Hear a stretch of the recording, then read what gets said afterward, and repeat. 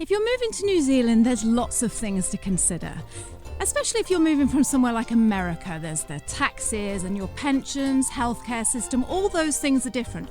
One thing that you wouldn't think to worry about when you move to New Zealand from another English-speaking country is, are you going to understand the lingo? They love to shorten words to one syllable and then add IE to the end of it. My neighbor asked about going fishing. He wanted to know if I had a wetsuit, but he called it a wedgie. Well, all I heard was wedgie. In this week's episode, you're going to meet Dan. Dan emigrated from America and is now living in New Zealand, and today he's going to share with you everything he's come up against since he's been here. Let's go and meet Dan. Come on. Welcome to the NZ Ahead podcast. Everything you need to know about moving to and living in New Zealand. There's a whole world here. So nice to be with you again. We call it Aotearoa around here, bro. You'll be right. We are your hosts, Liz and Brian. Amazing New Zealand in the southern seas. See, that's where I belong. That's home. Hello and welcome to the podcast. Today I am super excited because I've got a very special guest on. I've got Dan from Auckland. So hello and welcome, Dan. Thanks for having me. Dan, you are a member of our private NZ Ahead community group. You are a massive source of value to us. And I'm not going to say too much because I want you to tell your story. But yeah, I've been wanting to get you on this show for so long. I interviewed your wife, Sherry. Delightful, lovely interview. And I'll link to that at the end of the show about moving to New Zealand. And I've always wanted to think, I want to hear the other side of it, because when you talk to a wife, you're always like, yeah, but I wonder what the husband thinks. So today we're gonna dive into what it's like for you to move to New Zealand as the other half and living in Auckland and changing your life. So later in life and starting again and your life in New Zealand. I can't wait to dive into all that. So can you just introduce yourself and tell us a bit about yourself? Okay, let's see. Well, my name's Dan. Came from the Seattle, Washington area in the U.S. So Seattle, actually south of Seattle, about halfway between Seattle and Portland, Oregon. Beautiful area, a lot of rain this time of year. And so right now in Auckland, it's raining, feels like home. We have 3 kids.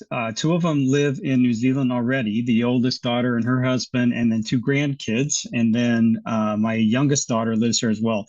My son, our middle child, and his husband, they live in Portland, Oregon, but their goal is to get here as well sometime in the next year or so. Boy, that's probably it without too much detail, but we're very happy to be here. You're not going to get away with just that, Dan. I'm sorry, but that's not where it's going to stop. Right. Okay. A few questions for you. So what did you do back in the US for a job? In the US, I've been a realtor, a real estate agent for 29 years back in the US. I loved my career, really, really thoroughly enjoyed it. I was also very active in our community, and it started from just getting involved in one thing. Pretty soon it became another. And then suddenly I'm an elected official, and I was an elected official for a total of 20 years, 2 different positions. One of them would have been like the councils here.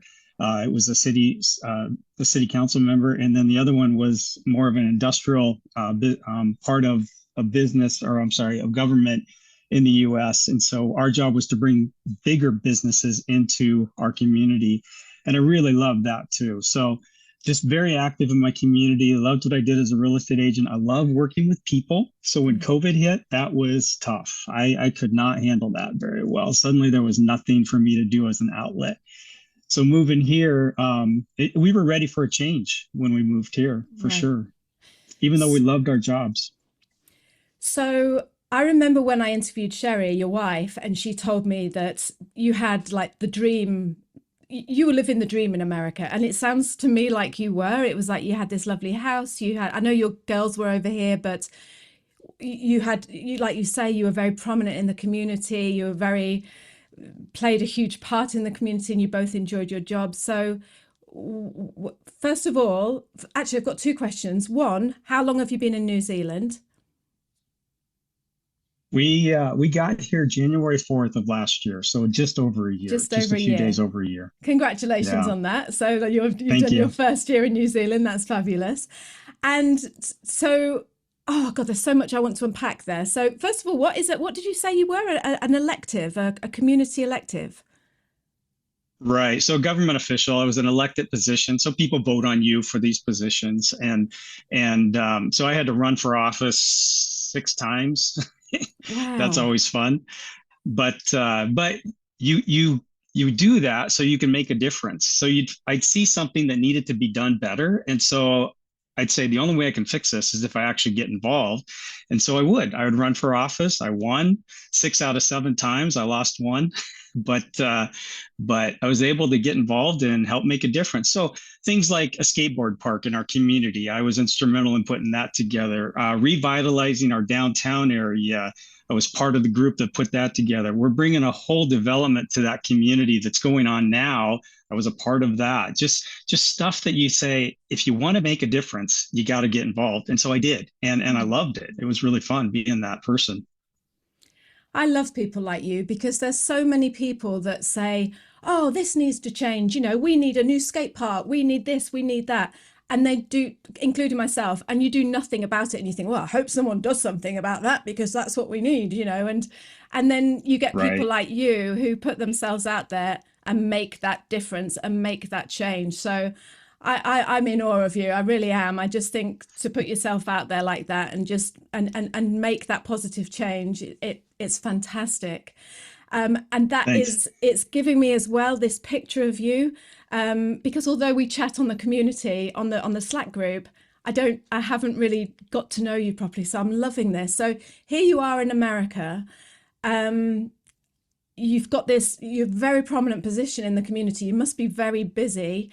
And you obviously loved what you were doing. I can tell just by speaking to you that you Yeah. absolutely loved that. Whose decision was it to move to New Zealand, and why did you want to move to New Zealand? I say that would start with our kids, quite honestly. We were on a vacation. Our kids from New Zealand were back home visiting, and I was so involved in stuff, just constantly going. And my kids said, "Dad, we think we need an intervention. We think you need to slow down." And so part of that was I said, okay, if I'm going to slow down, I got to move out of this community because I can't stop what I'm doing here if I still live here. So we put our house for sale in Centralia where we lived and moved up to Olympia, which is about 30 minutes north, but totally different community, much larger community. And so that kind of started the process. The house we were moving into there was my parents' house. We bought it from them years ago, used it as a rental. And we totally renovated it, thinking this is the house we'll live in for probably the rest of our lives. We'll go over to New Zealand and visit every 6 months or so, spend time with them, and just this would be perfect. And then COVID hit, and we couldn't do any of that. We finished our house, but we couldn't go visit. We were pretty much isolated, and I'm a people person. That didn't work well for me. So we started looking at how do we change this? We got to change something. We got to change our life. And the idea of moving to New Zealand, truthfully, from the beginning, wasn't even a possibility because I'm 60 now. My wife is 58 now, and you couldn't do it if you were over 55. And but there was a small window of opportunity that we snuck into October, and the borders opened up for my wife as a nurse, and that was our ticket in. But we were kind of even if we couldn't move to New Zealand, we were going to make a change. We were just ready for that in our life. Right. So you were committed to, just like you say, your kids said, Dad, you need to slow down. You're 60 now. You Yeah. need to just take a break, take a step back. And to do that, you felt like you had to move out the community. When you say you couldn't, I'm just interested, just a bit nosy, but when you said, oh, we couldn't do that if we stayed where we were, I couldn't step out. Why not? Would people just be like looking at you and saying, why aren't you doing your stuff, Dan? Where are you, Dan? Is that why? Oh, probably a little bit of that outward, but mostly inward. I couldn't stop seeing things that needed to be fixed, that I thought I could help, that I could make better. And so the drive came from inside me more so from outside forces. Just real quick to go back, the reason I first ran for office was we lived in a very nice little neighborhood, but our neighbor was a drug dealer, and the house on the other side of us was becoming a drug dealer house. I talked to the city about it, and they kind of said, well, there's not a lot we can do. And so I told Sherry, my wife, that look, I'm gonna try to get involved and make a difference, or else we're moving out of this community. And that was 25 years ago. And so I ran for office. I won. I made code enforcement a bigger priority for the city. And if you know drug dealers, they don't like to be messed with. So they like to do things like have garbage around their house and park on their lawn when they're not supposed to. And so we stopped all that, and they started to leave. They started to leave the community, and it worked. So that's what I mean about if I see something wrong, I feel like there's got to be a way to fix it. If nobody else wants to fix it, then I'm going to have to get involved and fix it. Oh, I can't wait to hear what you've got to fix in New Zealand. You must be looking around in Auckland going, oh, yes. Okay, well, let's it's not to be negative. Sorry, what did you say? We're not negative people. No, we're not negative people at all. No. We're not like we're looking for things to be wrong. We're just thinking of how could things be better? Exactly. And there's always opportunity for that. Exactly. Honestly, I love it. I absolutely love it because, yeah, like I say, so many people, moan. People like you, right, looking for opportunities to make things better for people. I think you're fabulous. So here you are in America. You've moved out. COVID's hit. You're 60 now. So are you not working? You were doing up your house, I know, but are you not working now? No, I was still a real estate agent, but if you know a real estate agent in the US, which is, I got to say, is totally different than here. It's a different process. I was very involved in people's lives, helping them buy the house of their dreams, sell the house so they could do their next dream. That interaction with people was wonderful for me. But when COVID hit, you had to do so much of it from a distance. And you lost that connection with people. Even in my office, I would go to the office. I was one of those that liked being at the office, but you couldn't do that anymore. You couldn't be in an office environment. So basically I was sitting at home every day, working from my computer, and I was still doing well. I mean, we were still fine financially from my job, and Sherry's job, but just not feeling fulfilled, just not feeling that passion that I'd felt for the last 28 years at that point. Okay. So it was time for change. Time for a change. Had you ever been to New Zealand before? Yeah, so my older daughter and her husband have been here 6 years. So we'd been here, I think, 5 or 6 times before to visit, and really enjoyed it. And to be honest, the drive wasn't them; it was our grandkids. Becoming a grandparent is the most amazing thing you will ever experience. At least it was for us. And we decided we want to be a part of these kids' lives. They're 4 and 2 right now. They were 3 and 1.5 when we came, and I got to tell you, that has been worth every bit of angst in the process of getting here, and the challenges we face. But when we're with those guys, it makes all the difference in the world, and we've realized that's what life's about. It's not about our careers. We're doing fine. Yeah. Okay. All right then. I'm keeping on track. So. Okay. I love that you said you came over for your grandchildren. It's just it's, do you know what? This is such an interesting conversation, because being with our community that we have on Slack, you hear so many stories, 99% of the stories of people who are moving to New Zealand, their biggest fear, their biggest heartache, their biggest challenge that they have to overcome is because they know they're moving to the other side of their world and they're taking the grandchildren away from their grandparents.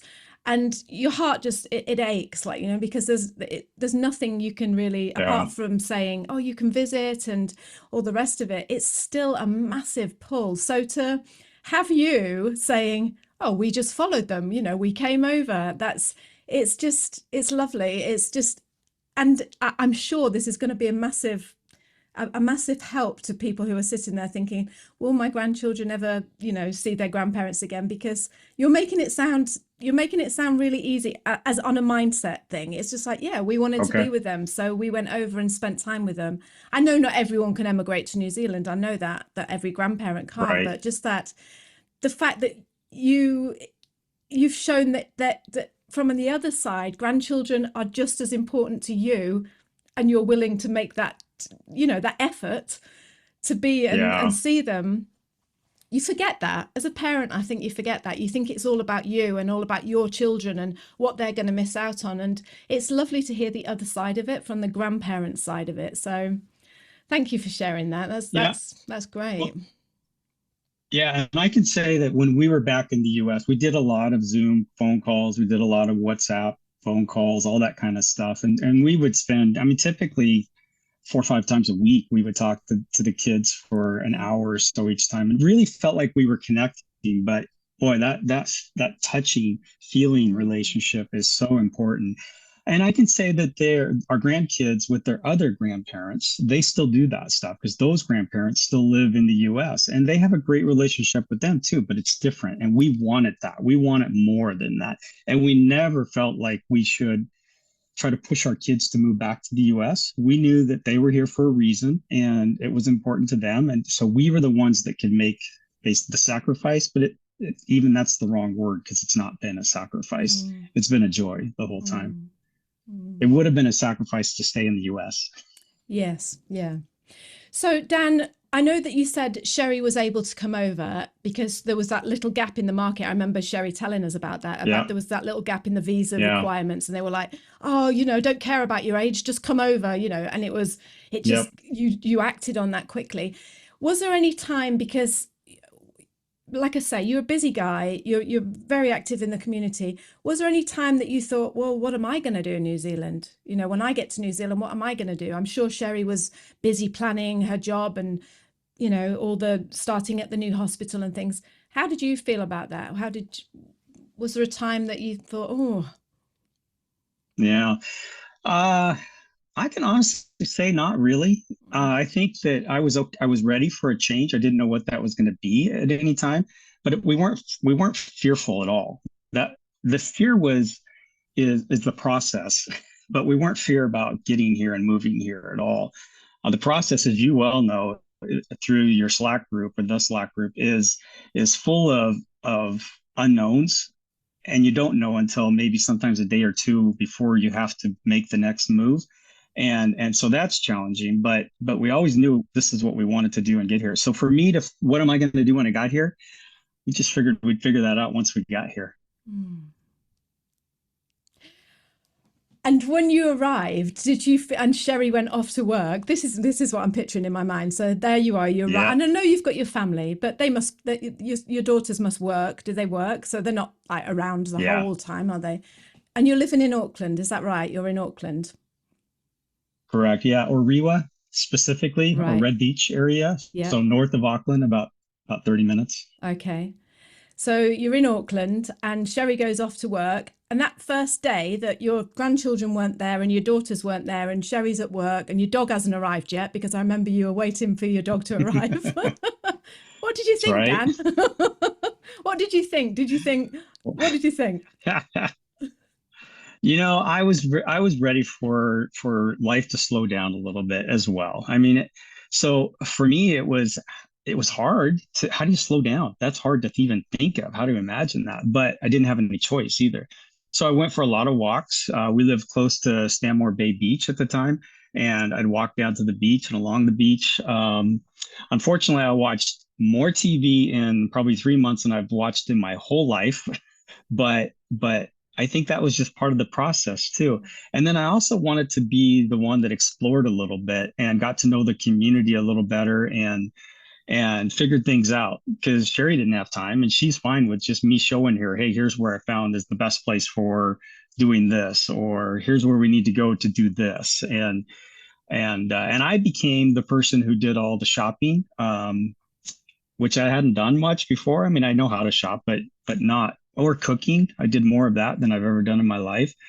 I got to say, it was really a very pleasant thing. It never once felt like I'm missing out, that I'm not doing. The only thing I don't like is the fact that I'm not making any money, that I didn't feel my worth because I wasn't contributing financially to the family. But Sherry's been great about that too, and said, look, don't worry about it. We're fine. So And then I was helpful to my kids. I help babysit, help go on trips with them when they want to go to the zoo. I've been to the zoo probably a dozen times at least this year.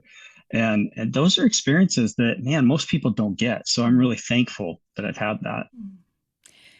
It's really interesting what you say about not contributing financially, because I think as the partner that comes over that can't work, because is it right that you can't work in New Zealand yet? Even if you wanted to, you can't. Is that right? Tell me Well, that about was only for a short amount of time. Yeah, for about 3 months, I had to wait until we had a 3-year visa, work visa, and then it wasn't, and then I could work. Then I had a work visa that came at the same time. But then now we have resident visas, so I can do basically whatever I want here. We're here for good as long as we renew until we get our permanent visa. Then we don't have to renew those anymore. But that's 2 years down the road. Right. So We you do have can, resident visas now. right. Oh, congratulations. That's fantastic. Yeah. Yeah, well done. Yeah. So I can work. Yes. Well, what are you doing sitting here chatting to me then? Get out and earn your crust. You know? Lazy. Well, you're paying me for this, Oh, yeah. aren't you? I forgot about that. You're getting a good wage for this. That's right. That's right. No, it's interesting what you say about that though, Dan, because I felt exactly the same when I came over. I left a job in England. We came over here. Brian was working full time as a plumber. And I was just sitting Yeah. at home and I started making bread and I was taking the kids to school and picking them up. And I just felt so redundant. That's why I'm so interested to hear your side of the story, because Yeah.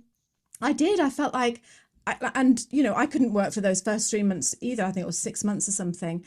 But what I was going to say to you is, isn't it funny how we underestimate just how much value cooking the meals, going and getting all the shopping, cleaning the house, being there as a support for the other partner. It's almost because we're not getting paid for it, we don't value it as much. And it's not true, that is it? It's Right. it's such an important part of the whole moving process to have that person at home, that solid person being that Yeah. source of strength, you know? And I would say that probably out of the ones you mentioned, the cooking, the cleaning, the shopping, all that kind of stuff, which I've done, I'm the primary person for those now. But the biggest, the most important thing is being a support for the person who is getting over here, because they're dealing with a whole new world with new expectations, new people there. And it's really hard to prove yourself to a new environment. You know what you know what you're capable of, but how do you let other people know that in a whole new culture? That's probably the biggest challenge. So I have found, and Sherry would agree, that the biggest part for me has been a support for her and encouraging her along the way. And I'm sure it was the same for you and Brian, that without you, it would have been really tough for Brian to get settled in and be okay with cleaning septic tanks. But it's having that other person that's there saying, hey, it's okay, we'll get through this. It's Yeah. okay. Sherry worked night shift for a while, which she hated, and that just was awful for her. And but I just kept trying to talk about how important this is to know the systems, get to know the healthcare system over here. Now she's working a job which is totally different than that. But if she hadn't worked those night shifts and worked at the hospital, she wouldn't be as good at what she's doing now. That gave her a chance to see how the healthcare system in New Zealand works and how it can be better. Oh, I love that, Dan. Well done. Well done, you. Well done us. Well done. Well done, the person that comes over with the other one. And like you say, it's such an important role that we have, like you say, to just Yep, I be think so. there and support. Absolutely. With me, Dan, it was slightly different because I had little kids and I went to school and I Yep. could try and make friends. It was so hard, honestly. That first year for Yeah. me was because I am not an outgoing person. I don't make friends easily like you say and you do. So I really struggled. But when you say you've made friends in the community where you are, how are you doing that? Tell me what that looks like.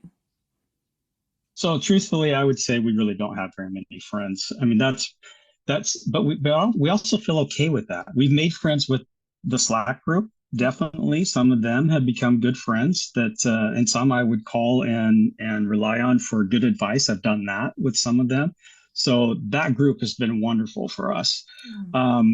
and then of course we have our kids. I would imagine it's a whole lot more difficult if you don't have somebody here already. Then we would have felt the need to get out and get involved in something.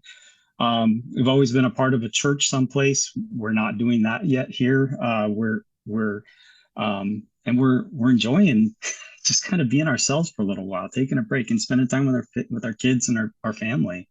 So we will. I think probably the big thing for us is when we buy a house, then we'll start to get to know more people in that area, and that'll be great. But if I had to list the number of friends we have right now, it's mostly people Sherry's worked with, and that's about it. Right. I meet people on the trail around the estuary, but and I talk to them sometimes, but that's about it. Oh, if only these people knew what a lovely guy is walking past them on their walk and on the morning walk. It's just like, oh, you'll find your people. I'm sure you'll find your people. And like you say, you sound like to me like you're doing a great job already. And yes, it does help, doesn't it? I had my mum here, and it does help, and my sister and everything. And you feel for these people that come over. Can you imagine coming over?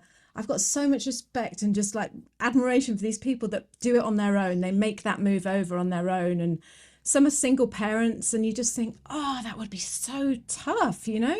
It would be hard. So yeah, I think we had it easy, didn't we, Dan? Me and you.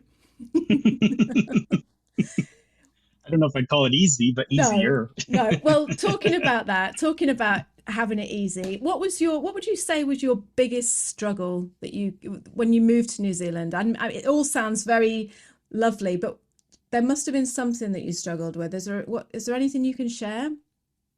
Yeah, for me personally, probably that not being known, and so having no experiences here. I would say that's probably been the most challenging thing, is going from being involved in so much, being known by a lot of people, to not being known by anybody. And that's taken a while to get used to. And now I'm very comfortable with it. But I have to say, one of the benefits of that was I was walking around the estuary one day, and there's benches around there. And I was sitting there with my dog at my feet, just looking out. And I'm sitting there for about 20 minutes, and I'm thinking, 6 months ago, there's no way I could have sat on a bench for 20 minutes without thinking there's all these things I got to go do. And so it was really nice to relax like that. So I forgot your question, to be honest with you. That's because you're so, I can just see, you love your life in New Zealand, don't you? I can really see this. This is perfect for you. I love life. Yes, I can see that. Oh, yeah. It's gorgeous. But my question to you, and you might not have had any struggles, but my question to you, was there anything that you struggled with? Yeah, specifically, yes, it's a challenge to not be able to buy what you want as quickly as you want in New Zealand. That's one that's kind of like, okay, if you want something, you got to wait for it. The familiarity is probably the biggest one that's been the challenge. But I have to say, we're very happy, even though we miss some things in the States. We also don't feel like there's any desire to go back to that life either. So as far as missing, I think we've found enough to feel very comfortable here in a life here that could be assumably is the rest of our lives. And so we're fine with that. But I think probably the biggest challenge is just that, knowing that we gave up probably a retirement that was very secure to a retirement that has some questions to it, that we don't know what the future holds here.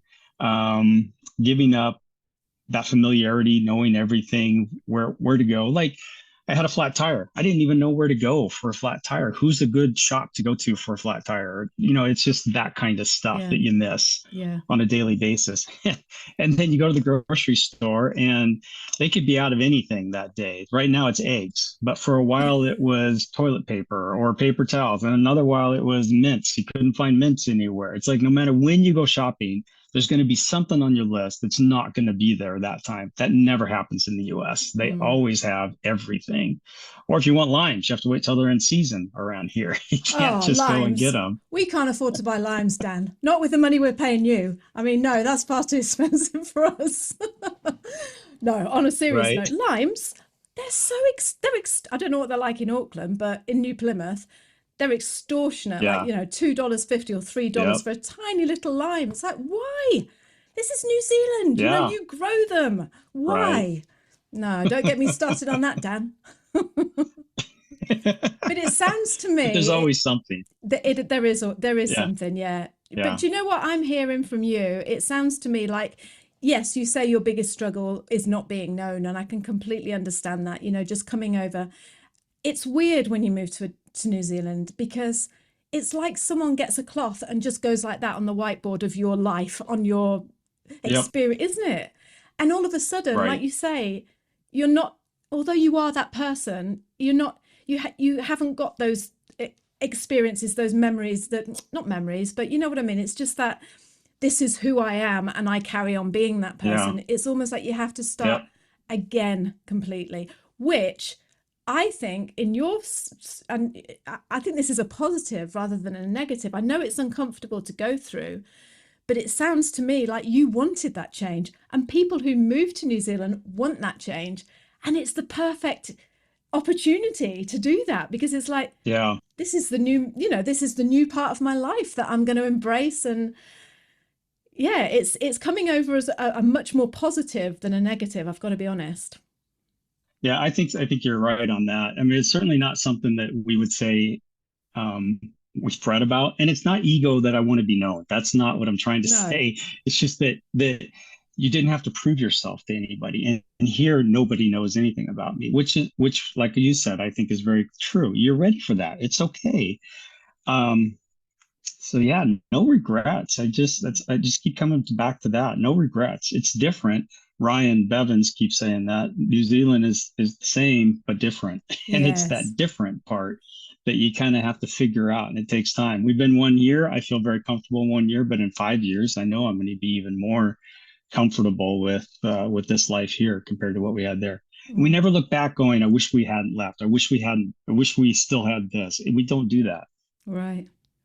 Is there anything in New Zealand that you totally weren't expecting and that has happened, or it's shown up for you and you're like, wow, I never expected that, and it's just been blown you away? What is there anything that you can think of or like that? Yeah, the first thing I know right off the bat when we came off the airplane and started driving around, come up to our area. One thing about New Zealand, it is so clean, and that's unique. America, you have garbage cans, what we call garbage cans, you call it refuse bins, or now I call refuse bins, but rubbish bins. They're everywhere in America, but it seems like they're never used. There's litter all over the place, and here there's not. Graffiti, yes, you get graffiti here, but it is nothing like what we would see in our community in America. So just that pride of community, pride of your person in New Zealand is truly magical that you don't find in a lot of places. And so that was probably the best positive thing that I think stood out right away is these are people who think different about the world, who think different about themselves, about their community than what we've lived with for our whole life. And it's very refreshing. It's very wonderful. On the other side, I found out I have an accent. I didn't know I had an accent, Oh. but apparently in New Zealand, I have an accent. And and so it's different because suddenly I'm a minority in a community that I've never been that before. Even when I say my name, when I say Dan, people go, say that again, Dion. I Oh. say it different than they do. So I usually have to say it more than once. So I even thought about just not saying my name, saying somebody else's name, saying Brad Pitt or something. Yeah. Oh, that's funny. Like at a restaurant. Yeah. It's funny, but it happens all the time. People don't understand me sometimes when I say certain things. And then just learning the language too. It seems like they love to shorten words to one syllable and then add IE to the end of it. So like telly instead of television. Yeah. or my neighbor was asked about going fishing. He wanted to know if I had a wetsuit, but he called it a wedgie. Well, all I heard was wedgie. I never heard of it called a wedgie before, so I'm going, no, thanks, I'm fine. I don't. But, See you, weirdo. but it's just getting used to those differences of language. I think that more so than I was expecting, but it's wonderful too. We do enjoy it. it's harder for me to incorporate some of the New Zealand terms, and especially the Maori. And I'd love to. I want to know more, but it is harder, especially as you get older, to understand how words are said differently Yes, in a new yeah. environment. And you know what? It's just a case of, because when we first started this channel and we were saying lots of Maori words, and it was, I was Yeah, always very aware that I would say them wrong. But what I've learned through, excuse me, through YouTube is the Maori people are very, very forgiving and very, very understanding. And as long as you're making an effort to say their words properly, yeah, just to give it a go, that means more than anything. I think it's when people are just like, oh no, I can't, I'm not going to give that a try. But I was the world's worst. I was so self-conscious of thinking, oh no, I can't say that because if I say it wrong, I'm going to really disrespect people. But it's actually the opposite. It's just give it a go, yeah, do what you can, and as you know, just make that effort to just embrace the language and just, yeah. I'm sure you'll be absolutely fine. It's such a beautiful language as well.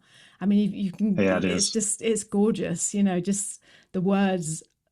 You don't want to say it wrong because, like I say, you want it to sound beautiful as it's supposed to sound. But yeah, that's what I've learned anyway. I've just thought, just give it a go. Yeah. Yeah, And people will always help you and say, oh no, it's not like that. It's like this. Yeah, it's just like topor. When we first came here, we said taupo. We thought it was pronounced taupo, and then yeah, but we yeah, did that. We thought that's how it was pronounced. And then we had a Māori friend come and stay with us, and he said, just remember your big toe and the cat's paw, so it's toe paw. And I thought, and we never forgot it. And that's all you need is someone just to give you that little nudge or little, to reprogram your brain to say things differently. And that's how you learn. But like you right. say, it's so hard when you're older, isn't it? Because Yeah. as kids, they just pick it up like that. But yeah, it's harder to learn when you're older. Well, and I'll be honest with you, part of that is the reason I haven't tried too hard to get a job, because I don't want to, because it's harder for me to say the words sometimes, and so you don't want to look stupid sometimes, and especially in a work environment, or even spelling, because you use the kind of the British version of spelling, so a lot of words are spelt different than what we would spell them in the U.S. So it does make you self-conscious about, am I going to say it right? Am I going to spell it right? Am I going to use the right pronunciation? Yeah. And so sometimes it's easier to just say, I'll just back off.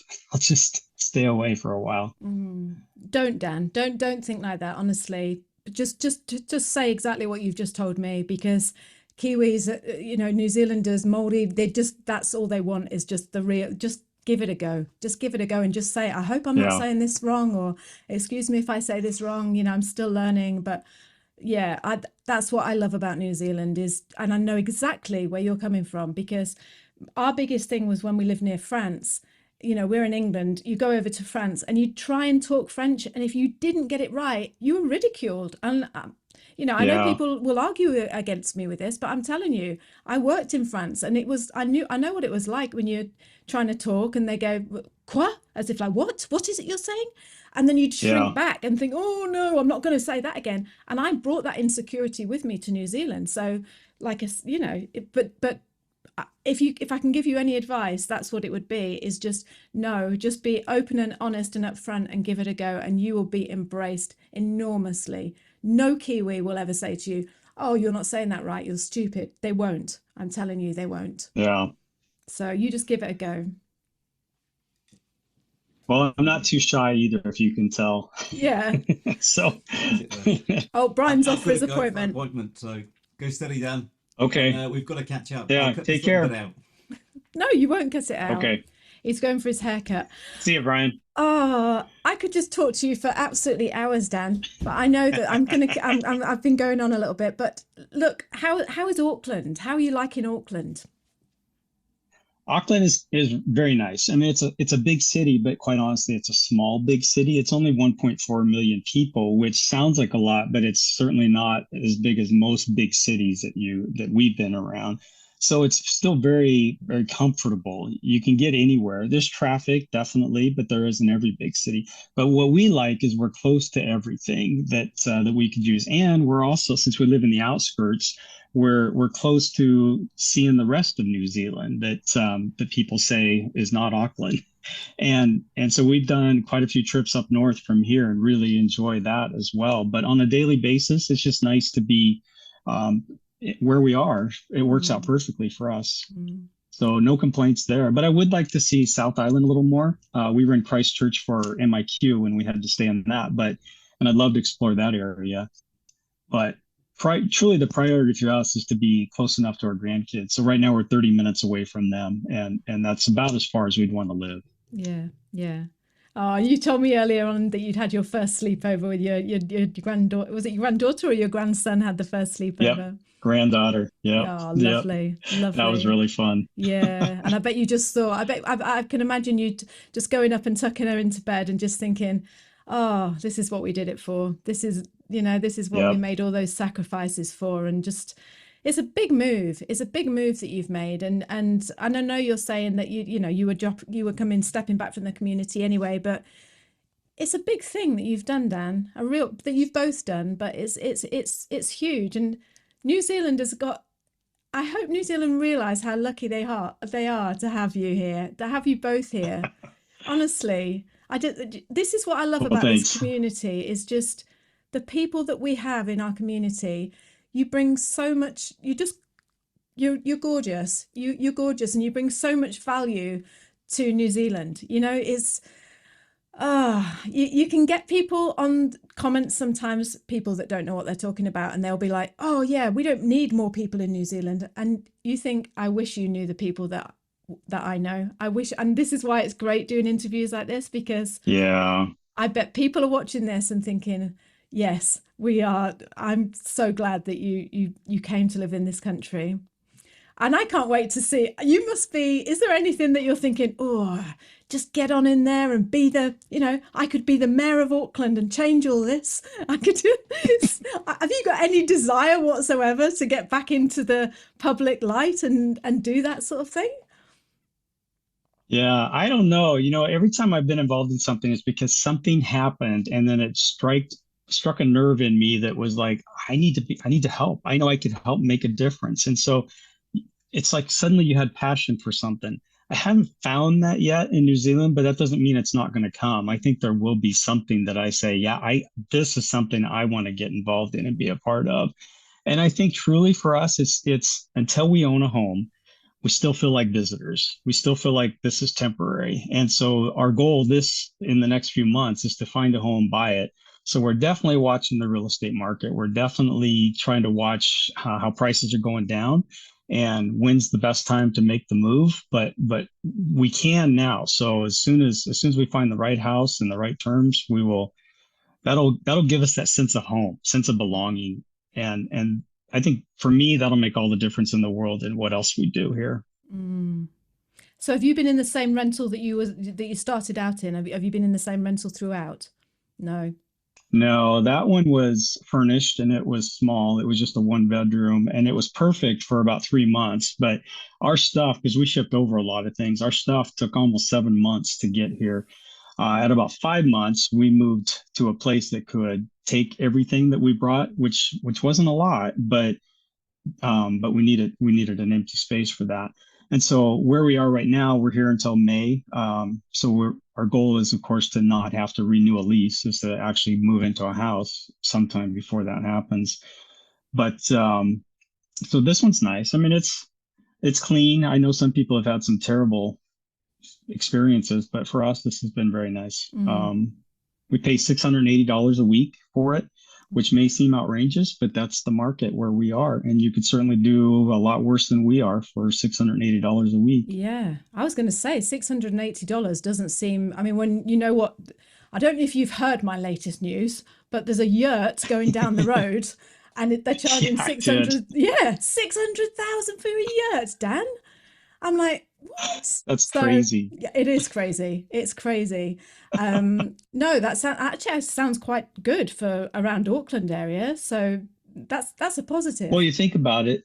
Yeah, I mean, from the real estate side, I'm thinking we're paying $680 a week, which is about 35,000 a year. We're buying a house. We just don't get to own it when we're done paying for it. Yeah. The landlord does. Yeah. So I'd rather that be going into us instead of them. So, we're just excited to be at that point, to be Mm. back to homeowners and have that feeling of home again. Now we just have a place to live. I can't wait to catch up with you when you let's do another podcast when you've got your home, and yeah, you're another 6 months down the line. And I just want to say before you go as well that this is another podcast. Whenever I talk to people, I'm like, oh, that would make a really good Yeah. podcast. But you are, like I say, you're a member of our private community, and you have been so incredibly helpful. I remember seeing a thread. We've got a lot of people from all over the world actually in that community, but a lot of people are from the US, and they were selling their home. And you did this massive post on how to best sell your home and what to look for and how to. It was so helpful, Dan. And I was just saying to Brian earlier, wouldn't it be great if you did like if we got Dan to talk about the whole process of selling your home in America and then moving here to rent and then moving on and then buying a home in New Zealand, because it's those 3 stages, isn't it?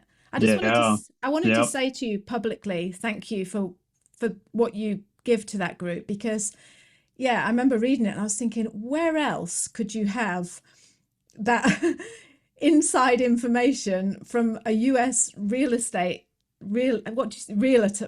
you call it? Yeah, Realtor. Yeah, Realtor is an Realtor. organization, and it's international, but it's primarily in the U.S.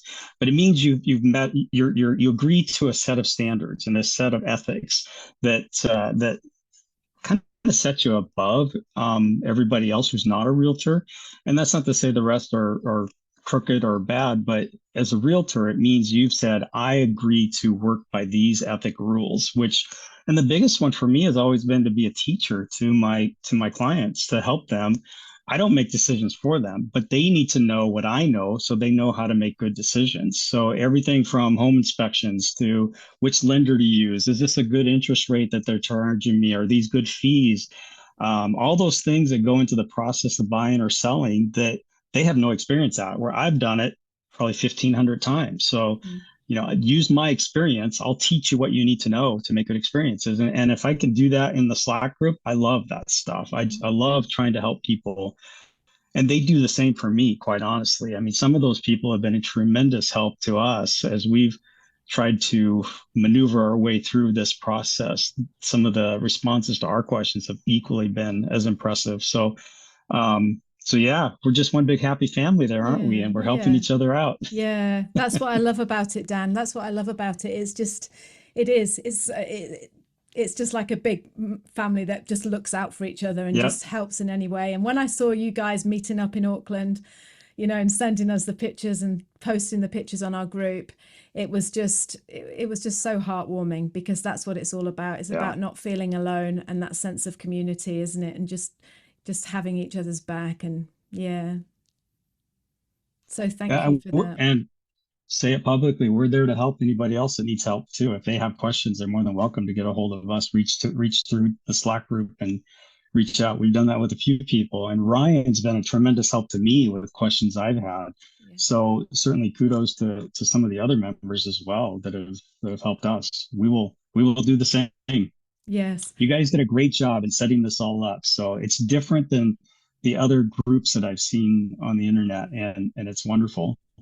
It's truly helpful. Thank you, Dan. I'm really, really glad it helped you. And I've loved that since you moved to Auckland, you've been one of those people that have carried on and paid back the help that you got from the group. So I really thank you for that. So You bet. what's your plans now then? What are you doing today? Right.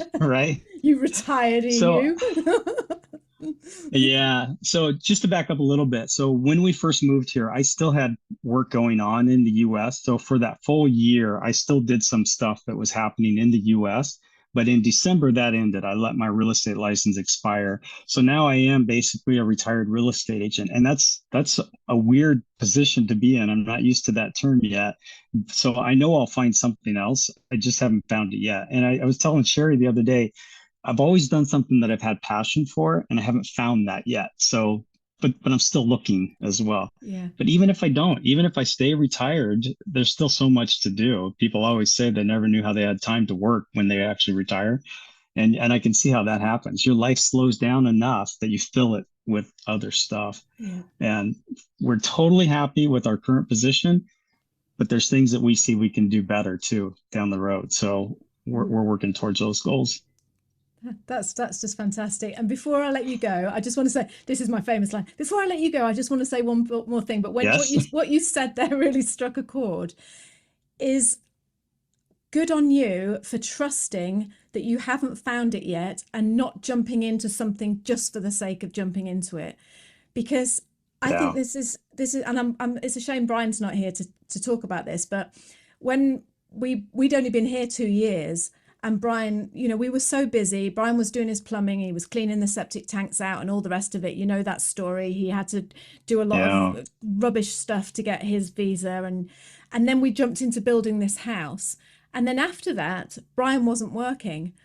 And I know part of it was to do with money and we needed money and everything, but he jumped straight in to a business partnership and stayed in that partnership for 7 years.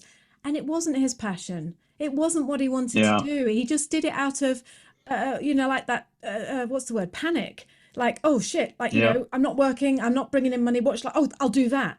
So I'm so proud of you for being strong enough to go, do you know what? I haven't found my passion yet, but that's fine. It'll come because it will. But good on you for not just jumping into something and being stuck there and thinking, how did I get, why am I doing this? You know, so that's really inspiring, Dan. Really inspiring.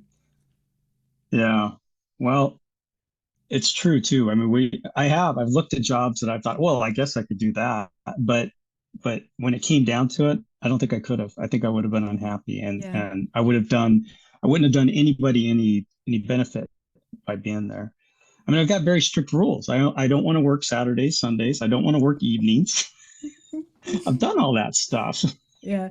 Really, specifically, I want to work Monday, Wednesday, and Thursday. That's it. Yeah. So if I could find that, if anybody out there has that job that still pays well, yeah, exactly, then I'm interested. Yeah. Plus you can't work Wednesday morning because you're doing a podcast with me. So that's right. Off. Oh yeah, and flexibility to take time off. Yeah. Well, Dan, I've absolutely loved chatting to you today, and we covered everything, didn't we, that we wanted to cover. I just feel like I've really got to know you in this hour. So. It's been great. Yeah. So should we get together again and do a catch up in 6 months or so when you've bought your house? Because I'd love to hear about that. And if you think it's worthwhile, Sherry and I could do it together because we bounce off each other very nicely as well. Yeah. So well, let's do that. Let's do helpful. Me and Brian and you and Sherry, and we can just talk to each other and just, like you say, just have that 4 people. That would be lovely. And I'm going to say now, if you're watching this and you want to watch Sherry's video that I made with her, it was called Swapping America for New Zealand. That's Dan's wife, Sherry. It's a fabulous video. She talks all about leaving her job in America, where she too was very high up in her job, and comes to Auckland to be a midwife. She was a midwife, wasn't she? She worked as a midwife. No, she was a nurse on the floor, so not a midwife. There, and it's kind of different in the U.S. from here, but she was a labor and delivery nurse for a while. And, right, that's right. I worked with the midwives. Yeah, I knew she was talking about bathing babies and things like that, and it's a fascinating video. So I'll link to that at the end of this video, and you can go and meet Dan's wife, Sherry. So until I meet one you... last thing. Oh, go on. Yeah. Yeah. One last thing is I'm highly competitive. And that's what drives me is competition. And not that I have to win, but I like competition. She got like 11,000 views on hers. So if I could beat that would be wonderful. Come on. Okay, we'll give it a go. That's fantastic. Okay, sounds good. Okay, I'll speak to you soon, Dan. Thanks so much. Okay, see ya. Okay, bye. Bye. Bye. I really hope you enjoyed that show as much as I enjoyed recording it. If you're moving to New Zealand and you are interested in joining the Slack group, the private community group that we raved about and talked about on today's show, then you need to head over and get our free 5-day video guide. This is a video guide that sends you a video every day for 5 days sharing some aspect of what life in New Zealand is like. It's absolutely free. And then when you get to the 5th day, you will be given the option of whether or not you want to join the private community, the one that we talked about. It's a fabulous, fabulous resource. I don't need to say anything more because you've already heard all about it. Go over, take the free 5-day video guide, get to day 5, and then you can decide whether or not you'd like to be a member and join our private community along with me and Brian and all those other fabulous people that are walking along the same path as you and making the move to New Zealand. So head on over to www.nzahead.com/free. Head on over to www.nzahead.com/free and get your free 5-day video guide. Get to day 5 and then you decide if you want to come and join us in our private membership group. I hope to see you on the other side.